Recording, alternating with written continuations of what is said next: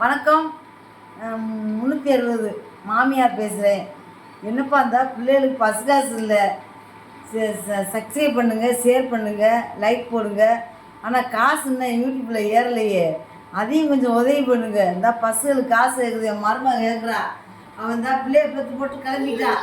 நான் என் குழப்பம் அந்த இடத்துல ஆகும்போது என் வீட்டுக்காரங்களே சமைச்சு போட முடியல. அந்த மாதிரி சண்டை அப்படி நடந்துக்கிட்டு இருக்கு. இருக்குப்பா, நடந்துக்கிட்டு இருக்கு. என்ன பண்ண போறேன்னா யூடியூப்பில் காசை போட்டு விடுங்க.